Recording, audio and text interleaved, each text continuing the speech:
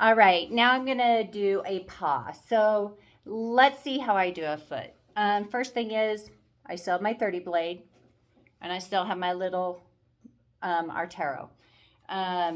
What I'm gonna do is first I'm gonna go underneath the back side of the paw and I wanna clean out this little kind of nook right here in between the toes.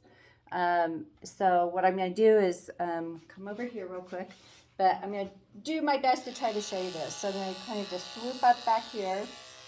And then what I wanna do is kind of go, kind of spread out with my, this one's really hard to show you guys, but kind of spread out.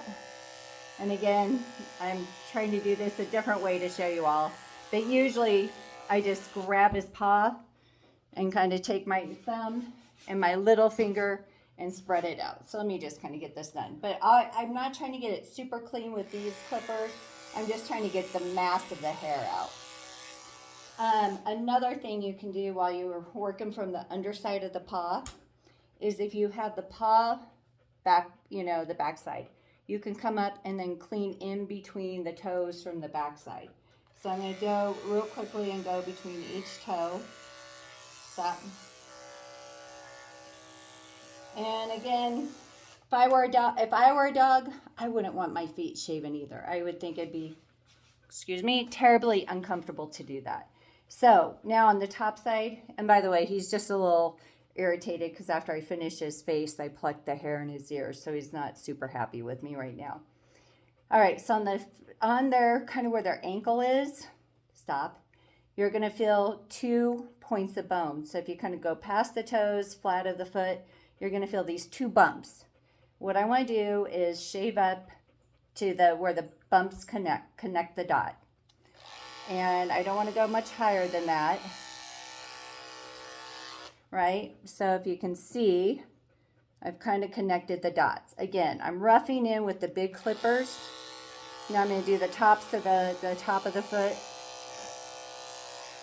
And I would love to hear from the pro clippers, better way to do feet. What I'm going to do is kind of go through the toes real quick. Stop.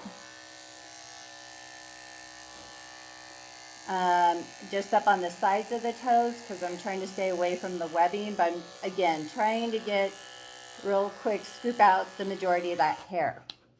Now, thank you, Sarah Claxton, who taught my Columbine State Poodle Club a trick a few years ago was, sit down, bud, sit.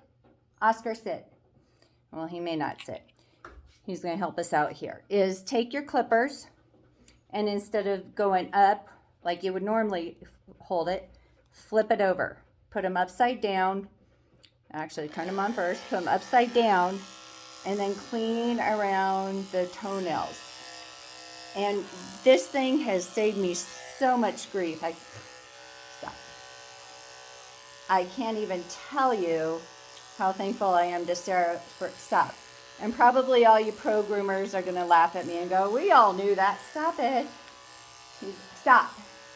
He's being a booger right now because it's hot. All right. So I've gotten him roughed in. And now what I want to do is just take my little ones. They don't vibrate as much, right? And if you probably had a toy or a mini, I don't even know if I would use the big ones. I would use a little one. And I'm just going to come kind of clean everything out because these, you know, I gouge a lot less with in his feet. They're easier and to get in between the toes. And he's trying to be very patient, but like I said, feet, I wouldn't want my feet shaven. I wouldn't want someone putting a razor between my toes, so I can only imagine how wonky it feels as a poodle. Stop. So here, I'm gonna just cut this, stop, but see how clean, again, clippers upside down, how easy and clean that goes around the toenails. And again, all I'm doing is just blowing in his face to get him to stop. But I'm going to clean it up a little bit more here off video. But that is basically how I do a foot. See you next round. Bye.